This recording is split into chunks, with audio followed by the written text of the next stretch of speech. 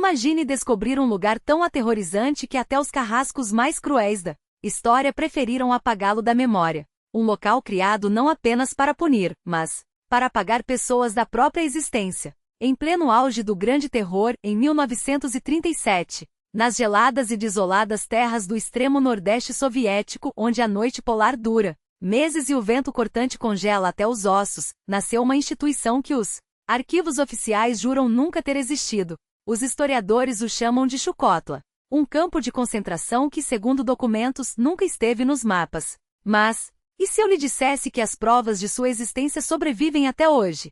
E pior, que alguns indícios sugerem que parte do que acontecia lá ainda persiste nas sombras? Esta história que você está prestes a conhecer baseia-se em documentos arquivados, encontrados por acaso em 2012, durante reformas em um antigo prédio da KGB em Anadyr. Quase tudo foi destruído, mas algumas pastas, escondidas atrás de uma parede falsa no porão, resistiram ao tempo. Entre papéis amarelados, havia fragmentos de relatórios, cartas pessoais, dossiês de prisioneiros, e o mais valioso de todos, o diário de um dos guardas do campo. Esses documentos revelam que em março de 1937, a 120 quilômetros do litoral do Oceano Ártico, no norte da península de Chukotka, foi erguido um complexo secreto não registrado em nenhum mapa do Gulag. Oficialmente, era o objeto especial número 318, mas nos poucos registros que restaram, aparecia como Chukotka. Curiosamente, mesmo em correspondências ultra-secretas da NKVD, o local era citado de forma indireta, com códigos como Expedição do Norte ou simplesmente o objeto. De acordo com os papéis sobreviventes, o campo foi criado por ordem pessoal de Lavrenti Beria, então chefe da NKVD na Geórgia, mas já com influência decisiva em Moscou. O objeto 318 não era um campo de trabalho comum, era um laboratório de experimentos humanos. Os documentos descrevem seus objetivos com termos vagos e eufemismos sinistros. Em um relatório de 12 de abril de 1937 lê-se: o objeto especial número 318 destina-se ao estudo dos limites do organismo humano em condições extremas e à implementação do programa Novo Homem. Os resultados deveriam ser entregues pessoalmente ao camarada B, provavelmente Beria, por um mensageiro especial. Nada poderia vazar. Chukotka foi construído em um dos lugares mais inóspitos da Terra, um vale montanhoso cercado por picos rochosos, a 80 quilômetros do povoado mais próximo. No inverno, os termômetros despencavam a menos 50 graus Celsius, e a noite polar durava quase 3 meses. No verão, o vale se transformava em um pântano infestado de mosquitos, moscas negras. O acesso era possível apenas por uma passagem estreita entre as montanhas, frequentemente bloqueada por nevascas ou enchentes. Esse isolamento não era acidental, garantia que nenhum prisioneiro escapasse e que ninguém de fora soubesse o que acontecia além das cercas de arame farpado. A primeira leva de detentos chegou em abril de 1937, 64 pessoas, na maioria presos políticos condenados pela infame artigo 58 do Código Penal Soviético. Mas havia algo estranho nesse grupo. Todos eram intelectuais, cientistas, engenheiros, médicos, filósofos, historiadores. Entre eles, o professor Viktor Stepanovich Levin, da Universidade de Leningrado, especialista em xamanismo e culturas do Ártico, autor de Práticas Xamânicas dos Chuki e Esquimós, condenado por agitação antissoviética. Sua ficha destacava: sujeito de interesse especial para o programa NH Novo Homem. Levin não era o único perito em culturas nativas. Uma análise dos dossiês revela que muitos dos prisioneiros eram antropólogos, etnógrafos e linguistas focados nos povos indígenas da Sibéria e do Extremo Oriente. Não era coincidência, eles foram selecionados por seu conhecimento. Além dos intelectuais, o campo abrigava nativos de Chukotka, Chukis, Esquimós. Evans oficialmente não eram presos, mas voluntários em uma expedição científica. Porém, o diário do guarda Sergei Krylov conta outra história. 16 de maio de 1937. Hoje chegaram 6 Chukis do acampamento perto de Welen. O tenente Barinov disse que vão ajudar nossos cientistas a estudar costumes locais, mas pelo jeito que são vigiados, não estão aqui por vontade própria. Um deles é xamã, um velho de cabelos brancos e olhos estranhos. Olha para a gente como se visse algo que nós não vemos. O campo era dividido em zonas. No centro ficavam os prédios administrativos, os quartéis da guarda e os laboratórios. Ao redor, 3 áreas residenciais, uma para os intelectuais, outra para os presos políticos comuns e uma terceira para os nativos. Fora do perímetro principal, havia uma zona misteriosa, chamada nos documentos de Objeto Mina. Quase nada se sabe sobre ela, mas o Diário de Krylov dá pistas perturbadoras. 3 de junho de 1937. Hoje fiz plantão na mina pela primeira vez. Nunca tinha entrado lá. A segurança é de moscovitas, e eles não deixam ninguém se aproximar. Fiquei do lado de fora, mas ouvi sons. Não eram gritos nem falas. Parecia um canto, mas nada que eu já tenha escutado. Arrepios na pele. Perguntei ao Colin, que já trabalhou lá, o que acontecia. Ele só balançou a cabeça e disse, não pergunte. E se quiser dormir à noite, nunca olhe para dentro. O comando do Chukotla foi entregue ao coronel Igor Markovich Severov, figura envolta em mistério. Seu nome não aparece em arquivos convencionais da NKVD, como se sua biografia tivesse sido meticulosamente apagada. A parte científica ficava a cargo de Anton Glebovich Raevsky, um especialista em psicologia experimental, sem qualquer registro em publicações soviéticas da época. Suspeita-se que Raevsky fosse um pseudônimo, usado para ocultar a identidade real de alguém cujo passado era segredo de Estado. Os primeiros meses foram de construção e organização. Mas o que acontecia nas sombras da mina? E por que décadas depois, alguns moradores de Chukotka ainda evitam falar desse lugar? As respostas podem estar perdidas, ou pior, podem ainda estar vivas. Em condições brutais, os prisioneiros erguiam barracões, laboratórios e cercas de contenção. Muitos não resistiram. Nos registros do guarda Krylov, constata-se que até o final de junho de 1937, menos da metade dos detentos da primeira leva ainda estava viva. 28 de junho de 1937, ontem enterramos mais 5. Ou melhor, não enterramos. Jogamos em uma vala comum na encosta da montanha. A terra aqui é permafrost. Mesmo no verão, não se cava fundo. O médico Odorkovsky, também prisioneiro, disse que morreram de exaustão e frio, mas eu vi os corpos. 2 tinham manchas negras espalhadas pela pele e os olhos brancos, completamente brancos, como se a cor tivesse sido sugada. Odorkovsky desviou o olhar quando perguntei. Ele sabe algo, ou teme algo que não ousa nomear. Os verdadeiros experimentos em Chukatlag começaram em julho de 1937, após a chegada de equipamentos especiais e um novo grupo de cientistas, desta vez não prisioneiros, mas voluntários recrutados sob pressão ou coerção para trabalhar naquele ermo congelado. Os documentos descrevem os procedimentos com termos técnicos e códigos ambíguos, mas, cruzando fragmentos de relatórios e testemunhos, emerge um padrão perturbador. Estudava-se ali o limite da psique humana sob condições extremas, e algo mais.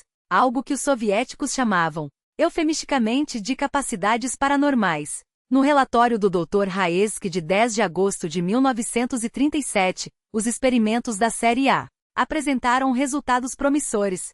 Sujeitos submetidos à privação sensorial em escuridão absoluta desenvolviam uma sensibilidade aguçada a estímulos externos. 30% deles exibiam sinais do que o relatório chamava de percepção expandida, a habilidade de captar informações sem o uso dos sentidos convencionais. O caso mais notável foi o do sujeito L17, supostamente o professor Levin, que após 2 semanas de isolamento, descreveu com precisão cirúrgica o conteúdo de um envelope lacrado. Recomendo sua transferência imediata para a série B, anotou Raevsky. E a série B ocorria lá embaixo, na mina. Os experimentos dessa fase envolviam rituais antigos dos Chuki, executados por xamãs locais recrutados à força. Krylov registrou em seu diário, em 12 de agosto de 1937, vi hoje o velho xamã sendo levado para a mina, acompanhado por 2 Chuki, e pelo professor Levin. Todos vestiam túnicas estranhas bordadas com símbolos idênticos aos que vi em pedras próximas a um acampamento abandonado. Levin estava irreconhecível, emaciado, os olhos fundos, mas com um brilho febril. Murmurava algo em uma língua que não era russa. Quando passaram por mim, senti um cheiro, não de podridão, não de ervas queimadas, mas de algo que gelou meus ossos apesar do dia quente. No final de agosto, o inferno rompeu suas barreiras. Oficialmente foi um acidente com gás. Mas Chukatlag não tinha gás. Krylov escreveu em 30 de agosto de 1937, esta noite, algo horrível aconteceu na mina. Eu estava no posto distante, mas vi clarões esverdeados saindo das ventilações. Depois, gritos, não humanos, como se a própria terra uivasse. Então, silêncio. Um silêncio tão absoluto que até o vento parou. Quando soou o alarme, carregavam os corpos. Vi Mironov e Baklanov, 2 guardas. Sem ferimentos visíveis, mas seus rostos. Deus meu, seus rostos estavam distorcidos por um terror que nunca vi antes. E os olhos, brancos, sem pupilas. Os outros foram levados em sacos fechados. Disseram que foi gás. Que gás? Aqui não há gás. E aquele cheiro, enxofre e algo mais antigo, algo que não deveria existir. Uma comissão de Moscou chegou em seguida, liderada por Dmitry Zakharovich Shenerson, um homem sem cargo oficial nos documentos, mas cujo poder fazia até o coronel Severov curvar a cabeça. Em uma nota direta a Beria, Shenerson escreveu: o incidente de 29 de agosto de 37 confirma a viabilidade da pesquisa. O sujeito L-17 Levin superou todas as expectativas, mas a falta de controle gerou consequências indesejadas. Recomendo intensificar a segurança e elevar os experimentos a um novo patamar. Os xamãs locais são fontes valiosas, mas seu envolvimento ativo deve ser restrito. A fase crítica deve ser conduzida exclusivamente por nossos especialistas, usando sujeitos preparados entre os detentos. Atenção especial aos materiais decifrados na Caverna K. Eles contêm a chave para o fenômeno que observamos. A Caverna K, mencionada em fragmentos, nunca localizada com precisão. Sabia-se apenas que ficava nas montanhas próximas ao campo, descoberta por acidente, durante a construção de uma estrada. Lá, entre artefatos antigos e pinturas rupestres, Levin e outros cientistas prisioneiros encontraram algo que os soviéticos não queriam que o mundo soubesse. No outono de 1937 chegou um novo contingente, 30 jovens, a maioria sem histórico criminal, presos sob acusações fabricadas. Krylov anotou em 15 de setembro. Trazeram mais um grupo, rapazes e moças, muitos estudantes, até um pintor de Moscou. Olham com esperança, como se isto fosse um campo comum, como se fossem voltar para casa. Não sabem que daqui ninguém volta, principalmente não da mina. Colocaram todos em um barracão separado sob guarda reforçada. Dizem que são para experimentos especiais. Não gostaria de estar no lugar deles. Os experimentos da série V começaram no final de setembro. E o que quer que tenham feito com aqueles jovens, os documentos nunca revelarão. Os experimentos estavam ligados a tentativas de estabelecer contato com entidades. Assim as chamavam nos documentos oficiais, os antigos ou os adormecidos. No dia 2 de outubro de 1937, algo mudou para sempre. Aqueles 5 jovens, 3 rapazes e 2 moças, foram levados do barracão. Ainda pela manhã, rumo à mina. Stepan, ou meu conterrâneo, um dos guardas que os escoltaram, me contou que viu lá dentro. Vestiram-nos com roupas estranhas, cobertas de símbolos gravados, e os fizeram sentar em círculo ao redor de uma pedra monumental, trazida daquela caverna maldita. A pedra também estava marcada com os mesmos sinais. No centro do círculo, o professor Levin, agora irreconhecível, um esqueleto de olhos ardentes, murmurando palavras em uma língua que ninguém entendia. Raelsky jurava que era um dialeto antigo dos Chuki, mas Stepan, ou que ouvirá o verdadeiro idioma da boca dos nativos, garantia. Aquilo não se parecia com nada humano. Soava como se algo vivo se contorcesse dentro da garganta do homem, movendo-se por vontade própria. Só de lembrar, sinto náuseas. Em meados de outubro, o inferno se abriu de vez. Os relatórios oficiais chamam o incidente de ruptura B, mas os detalhes foram apagados, ou nunca registrados. Que se sabe vem do diário de Krylov. Durante um dos experimentos na mina, algo escapou. Guardas e prisioneiros morreram. Outros simplesmente desapareceram, como se a terra os tivesse engolido. E então veio a noite de 17 de outubro. Eu estava de plantão na extremidade mais distante do campo quando o alarme soou. Tiros, gritos. Depois aquele silêncio, o mesmo de antes, mas desta vez mais longo, quase 1 hora. Até que ouvi uma massa escura sem forma definida deslizando entre os barracões. Não era sombra, não era fumaça, era algo que pulsava como se respirasse. E dentro dela, pairando no vazio, 2 pontos vermelhos. Olhos. Não piscavam. Não se moviam. Como os nossos. Eles flutuavam, fixos no ar, como brasas em chamas lentas. A coisa avançou em direção à cerca, parou de repente, como se escutasse algo, e então, aqueles olhos giraram na minha direção. Não foi o corpo que se virou. Só os olhos. Eu senti, Deus meu, eu senti que aquilo me via por dentro, como se minha carne fosse transparente. Um uivo de sirene rasgou o ar, os holofotes se acenderam, e a coisa se arremessou de volta para a mina, mais rápida do que qualquer homem poderia correr. Na manhã seguinte nos disseram que houve uma tentativa de fuga. 8 mortos. Abatidos enquanto tentavam escapar. Mentira. Eu vi os corpos sendo carregados. Nenhum tinha ferimentos de bala. Pareciam esvaziados. Pele cinzenta e enrugada. Como pergaminho velho. Olhos fundos como se alguém os tivesse sugado por dentro. E 5 pessoas sumiram. 2 guardas e 3 daqueles jovens trazidos para os experimentos. Ninguém os encontrou. Nem rastros. Nem sangue. Depois disso Moscou enviou uma comissão. Desta vez, chefiada pelo próprio Lavrenti. Beria. Seu nome não aparece em nenhum documento oficial do NKVD, mas há uma foto no arquivo pessoal de Krylov. Beria, rodeado pelos chefes do campo, diante do prédio administrativo, com um sorriso que não chegava aos olhos. Ficou apenas 2 dias. 2 dias que mudaram tudo. Os cientistas, incluindo Levine, foram transferidos para a mina, permanentemente. Seus nomes desapareceram dos registros. Os experimentos foram temporariamente suspensos. Equipamentos e amostras foram levados para Moscou em caixotes lacrados. Do Diário de Krylov, 1º de novembro de 1937. O campo parece um cemitério. Depois que o chefe partiu, tudo mudou. Raelsky, Levine e os outros agora vivem lá embaixo. Quase não os vemos. Uma vez por dia. Levam comida até a entrada. E levam um prisioneiro. Sempre um daqueles jovens que chegaram no outono. Ninguém volta. O coronel Severov anda como morto-vivo. Dizem que Beria o destruiu pelo último incidente. Todos temos medo de que nos liquidem, e não só o campo. Os que viram aquilo, como eu, sabemos demais. Stepanov, que me contou sobre os experimentos, desertou há 3 dias. Em pleno inverno na tundra. Ninguém acredita nisso. Eu calo. Escondo este diário. Rezo para não ser o próximo.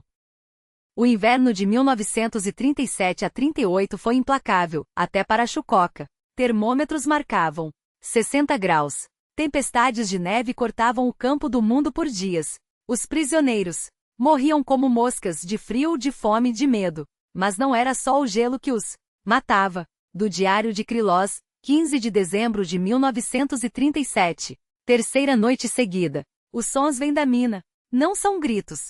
Não é o vento. É como se algo respirasse lá embaixo devagar, como um animal gigante adormecido. E cada noite fica mais alto. Os prisioneiros rezam. Um deles, um ex-sacerdote, diz que são os últimos tempos. Que acordamos o que não deveria ser despertado. Os pesadelos se espalham. Todos sonham a mesma coisa, uma caverna imensa sob a montanha e dentro dela algo antigo se mexendo, e aqueles olhos vermelhos. 28 de dezembro de 1937. O guarda Petrov enlouqueceu ontem à noite. Gritava que eles vinham atrás dele, que via criaturas de olhos vermelhos rastejando debaixo da terra. 4 homens o seguraram-os até o médico chegar com uma seringa. Hoje de manhã, levaram Petrov embora. Não para a enfermaria. Via a direção do carro, para a mina. 10 de janeiro de 1938. Há uma semana, ninguém sai da mina. Deixamos comida na entrada. Alguém, ou algo, a busca. Os sons agora são ouvidos até de dia. E o cheiro se espalha pelo campo quando o vento sopra daquela direção. Podridão. Mas não é só isso. É antigo. É errado. 3 prisioneiros se enforcaram nos últimos 2 dias. Não aguentaram. Não tenho mais forças para escrever. Talvez esta seja minha última anotação. Sinto que eles estão perto. Sabem que estamos aqui. E têm fome. 2 de fevereiro de 1938. Uma mensagem cifrada, assinada com uma rubrica ilegível, mas cujo conteúdo deixa claro, vem do mais alto escalão do NKVD. Ultra secreto. Relatório do coronel Severov foi recebido. A decisão é irrevogável. Liquidação total do objeto 317, seguindo o protocolo terra arrasada. Nenhuma evacuação será permitida para o pessoal ciente da natureza das pesquisas. Todos os materiais, equipamentos devem ser reduzidos a cinzas. O acesso à zona da mina está terminantemente proibido. O local será lacrado conforme as instruções de segurança máxima. Para executar a operação, uma equipe especial comandada pelo Major Climol já está a caminho. E então eles chegaram. Os arquivos não registram detalhes, mas os fragmentos que sobrevivem pintam um quadro de horror sistemático. Em fevereiro de 1938, um destacamento do NKVD desembarcou em Chucatla com uma missão clara: apagar qualquer vestígio daquilo que foi feito ali, e acima de tudo silenciar as testemunhas. Mas algo deu terrivelmente errado. Os registros meteorológicos soviéticos, desclassificados décadas depois, revelam uma anomalia perturbadora. Em 4 de fevereiro de 1938, sismógrafos na região norte da Chukotka captaram um tremor subterrâneo de magnitude incomum, como se uma bomba atômica tivesse sido detonada nas entranhas da Terra. Impossível, é claro.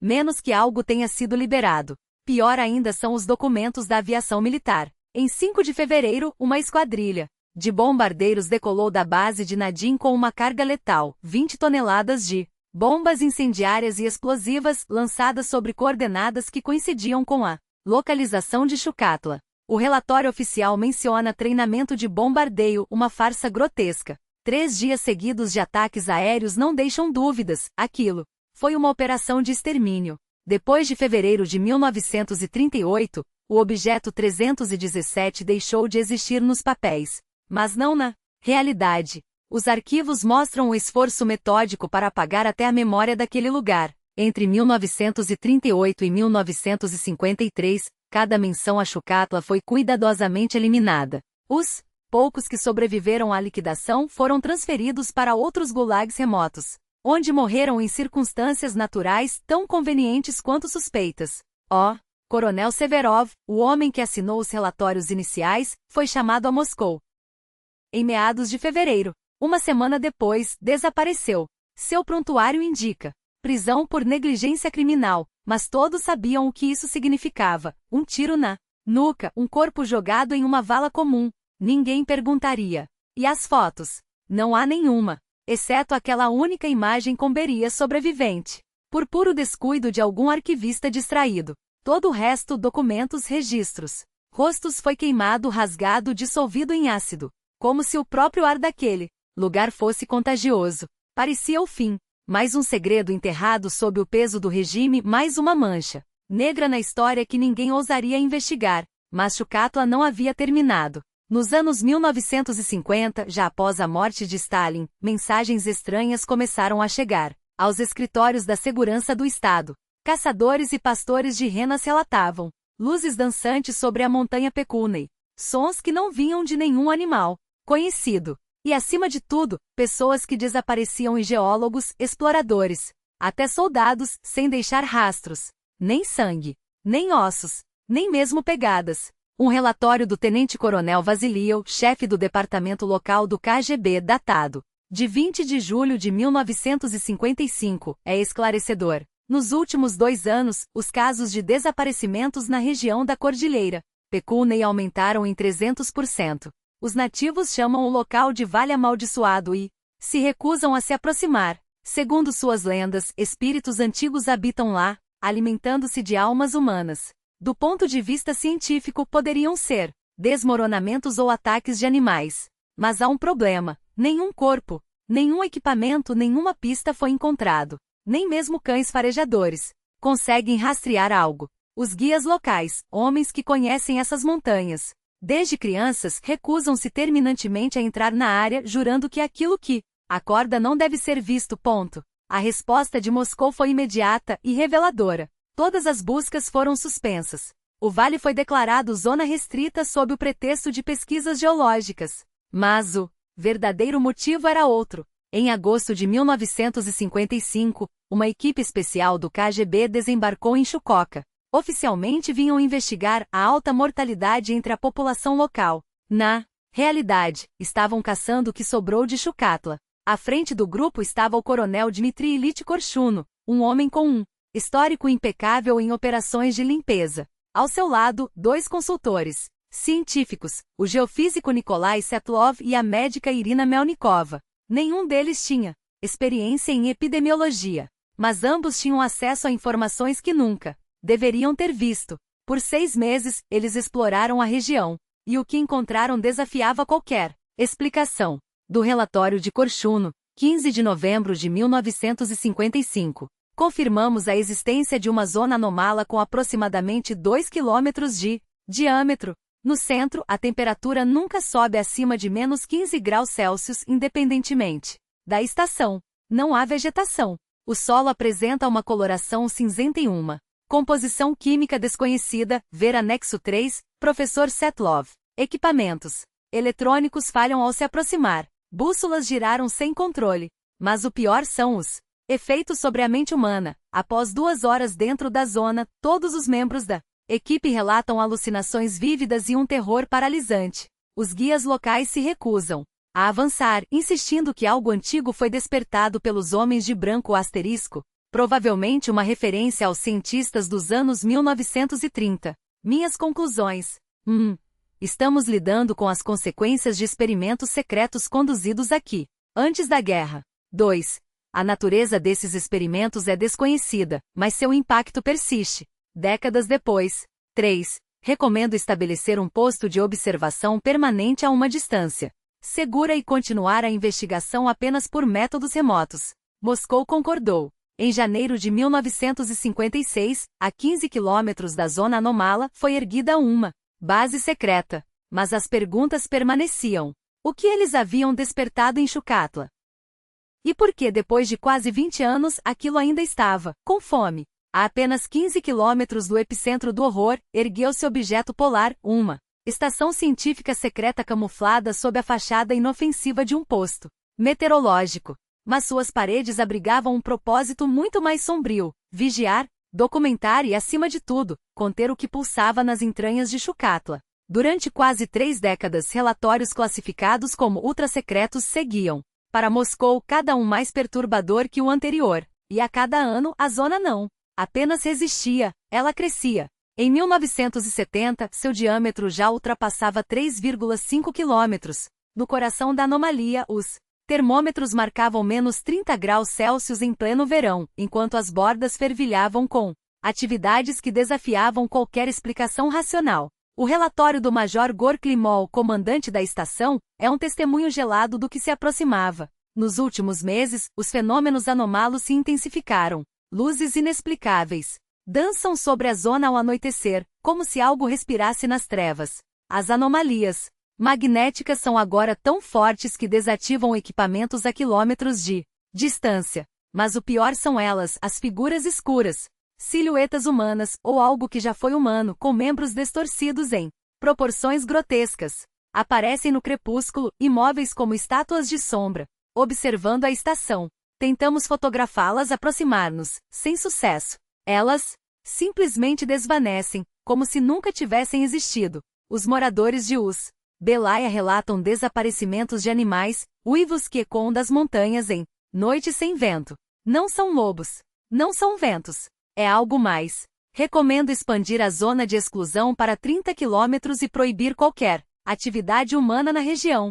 O que quer que esteja lá está se fortalecendo. As palavras de Klimol não foram ignoradas. Nos bastidores do Kremlin, a ameaça foi elevada ao nível de crise nacional. Em março de 1981, uma comissão especial do Soviete de Ministros discutiu soluções drásticas, incluindo detonar uma ogiva nuclear de baixa potência sobre a zona. Os argumentos a favor eram simples: se não podemos entendê-lo, destruamos. Mas os cientistas advertiram: isso não o mataria. Isso o alimentaria. O veredicto foi unânime: nenhuma ação direta. A União Soviética, que já havia despertado algo que não deveria existir, agora tremia diante da perspectiva de agravá-lo. A zona de exclusão foi ampliada para 50 quilômetros, o sigilo reforçado e mais pesquisadores foram enviados, não para resolver o mistério, mas para vigiar seu crescimento. Então veio o colapso. Em 1991, com a URSS em frangalhos, o objeto polar foi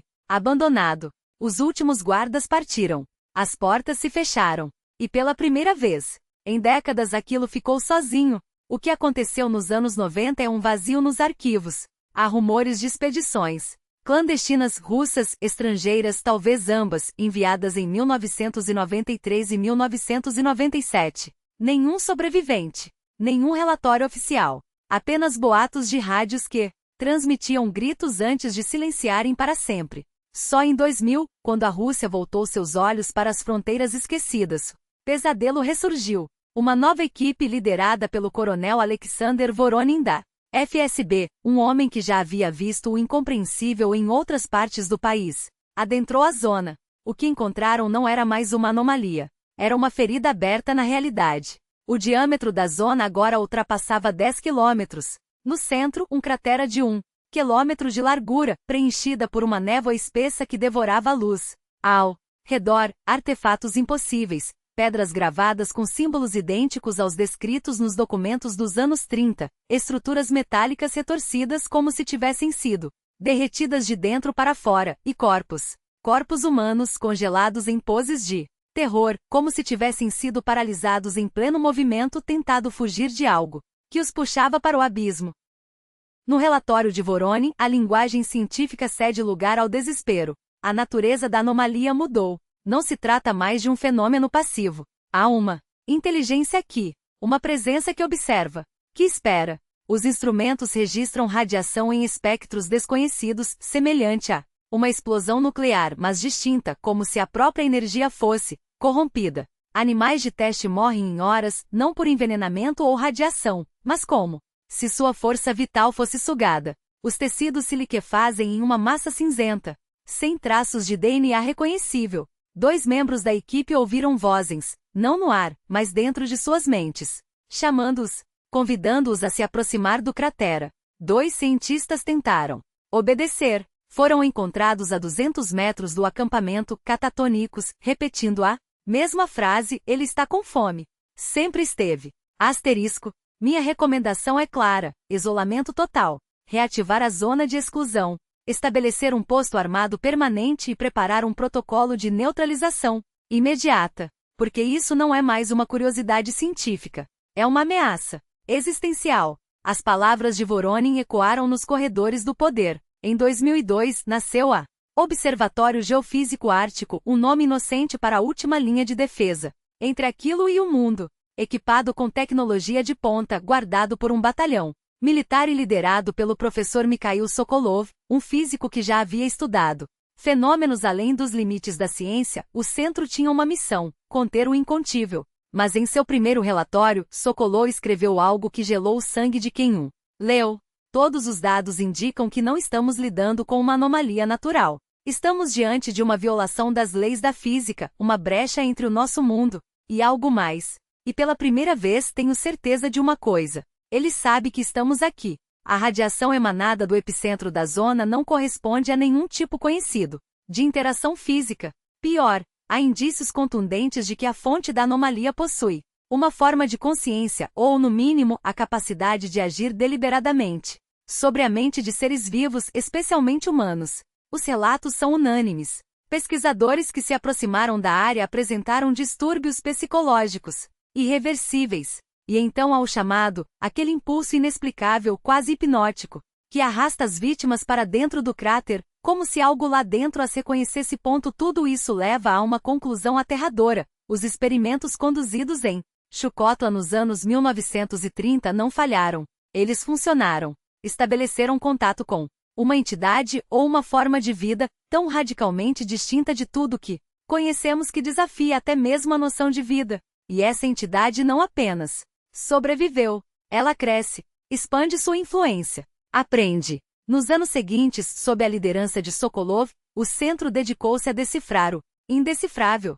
Desenvolveram métodos de observação remota, protocolos de segurança extrema, exames psicológicos diários para a equipe. Qualquer sinal de instabilidade mental era motivo para evacuação imediata. Até 2005, os cientistas conseguiram mapear a estrutura da anomalia, camadas concêntricas de horror, cada uma com propriedades físicas mais distorcidas que a anterior. No núcleo, um cráter, preenchido por uma névoa densa, saturada de partículas desconhecidas. Ao redor, uma zona onde o espaço-tempo se dobra, onde o tempo desacelera e a luz se curva, em ângulos impossíveis. Mais além, um anel de frio absoluto e radiação de origem desconhecida. E na periferia, onde o ar parece estável, a mente humana se desintegra, sob uma pressão invisível. Mas o pior ainda estava por vir. A anomalia estava crescendo. Cálculos previam que, mantido o ritmo, até 2050 ela alcançaria a costa do Oceano Ártico. Uma catástrofe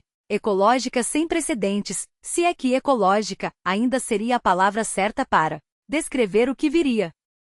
Em 2007, o governo russo aprovou uma operação desesperada, contê-la. O plano de Sokolov era ambicioso, uma rede de 24 geradores eletromagnéticos de alta potência, dispostos em um anel ao redor da zona, criando uma gaiola de Faraday gigante para bloquear a radiação anômala. 2 anos de construção, recursos ilimitados, uma usina dedicada exclusivamente à alimentação do sistema. Tudo controlado a partir de um bunker blindado, a 10 quilômetros de distância, uma margem de segurança que, como descobririam, não existia. Os testes começaram em outubro de 2009. Nos primeiros dias pareceu funcionar. A expansão da anomalia desacelerou. Mas então os geradores começaram a falhar. Sem explicação. Até que na noite de 6 de novembro o sistema entrou em colapso. Mensagem de emergência transmitida do Centro de Controle, 6 de novembro de 2009, 23h45. Situação crítica. Todos os geradores do setor norte desativados simultaneamente. Causa desconhecida. Detectado surto massivo de energia do centro do cráter. Sensores indicam formação de um fluxo direcionado em direção ao bunker. Temperatura na zona de emissão, acima de 1000 graus Celsius. Solicitada evacuação total. Imediata. A transmissão foi interrompida. Imagens de satélite registraram uma explosão, equivalente a um terremoto de magnitude 5,6.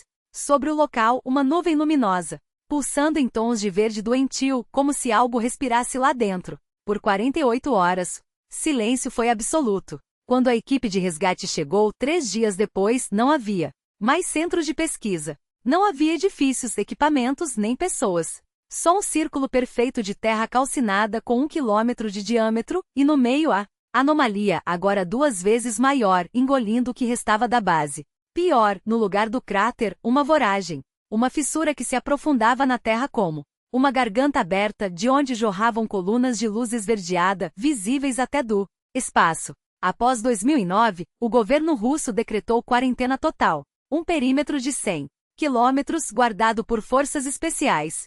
Oficialmente, uma zona de desastre ecológico por vazamento de substâncias tóxicas. Na prática, uma prisão para algo que não deveria existir. A pesquisa direta foi proibida.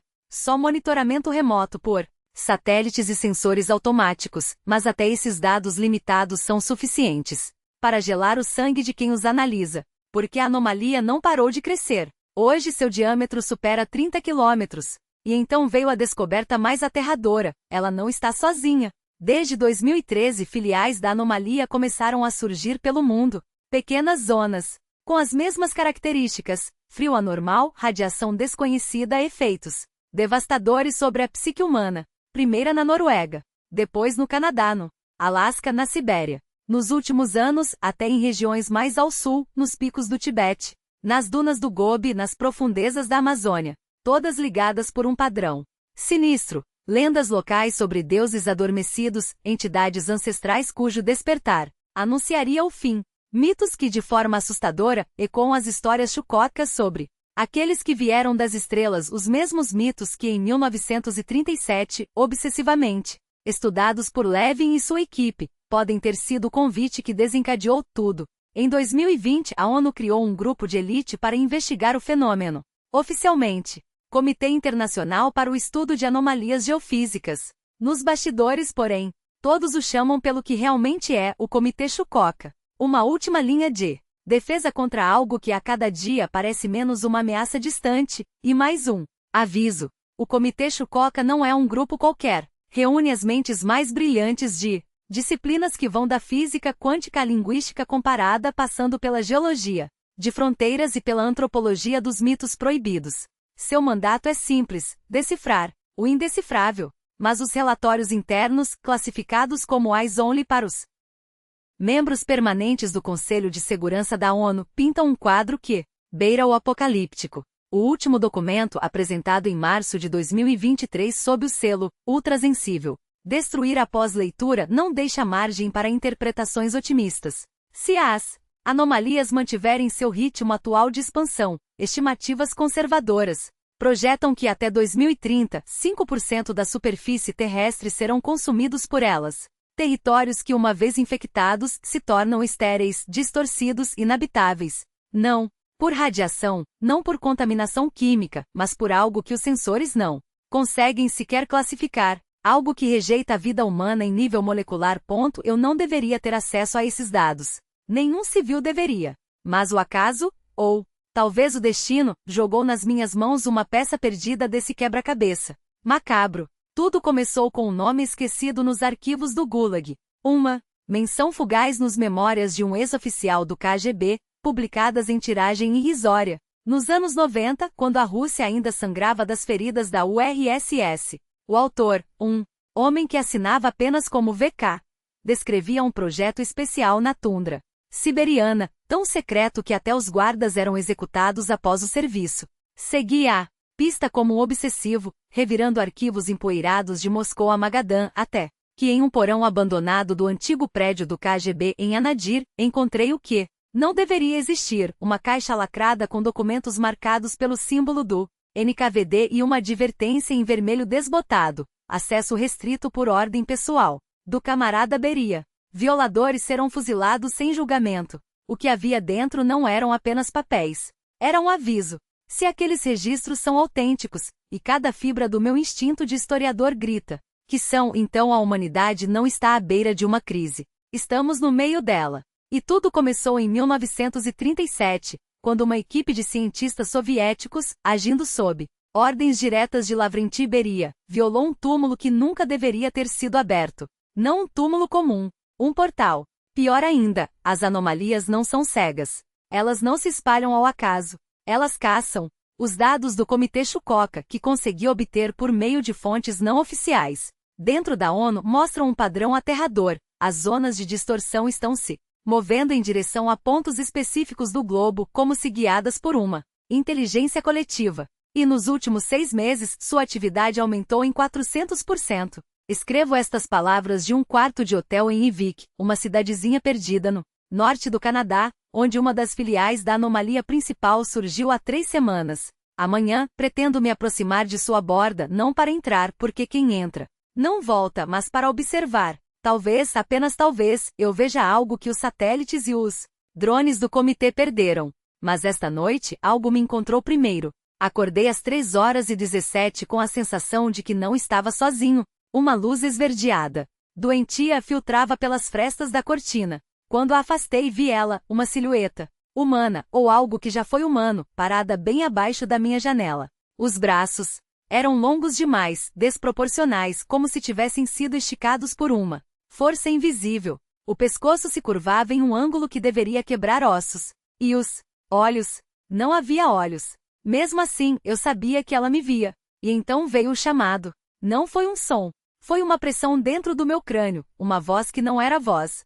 Sussurrando em uma língua que eu nunca ouvi, mas que meu cérebro de alguma forma traduzia. Venha. As portas estão quase abertas. Você faz parte disso agora. Por um momento meu corpo respondeu. Os músculos se contraíram como se fossem puxados por fios invisíveis. Só a dor de resistir a algo que parecia tão natural quanto respirar me manteve dentro do quarto. 1 hora depois, quando finalmente consegui olhar de novo, a figura havia desaparecido, mas a sensação de ser observado permaneceu. E agora, enquanto digito estas palavras, ouço eles. Vozes sobrepostas como um coro de 1000 gargantas, falando de reunião de despertar de O Último Selo. Às vezes, acho que estou enlouquecendo. Outras vezes, tenho certeza de que meu cérebro está sendo reescrito por algo que não é humano. Envio este relato ao meu colega em Moscou, o professor Orlov. Se você está lendo isto, significa que algo deu errado. Que as anomalias me levaram como levaram tantos outros antes de mim. Ou que eu, como Levin e sua equipe, me tornei parte delas. Já é tarde demais para parar o que foi iniciado. As engrenagens do mecanismo foram postas em movimento em 1937, e agora não há como desligá-las.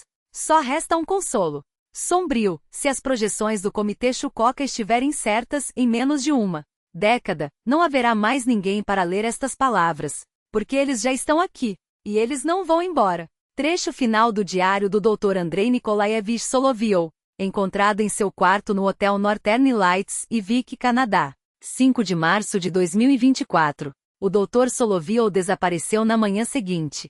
Sua câmera, deixada para trás, gravou 17 segundos de estática antes de capturar uma imagem borrada, uma figura alta de proporções distorcidas, parada onde a neve encontra a borda da anomalia. A gravação termina com um som que os analistas descrevem como similar a um coro de vozes invertidas. O caso permanece aberto.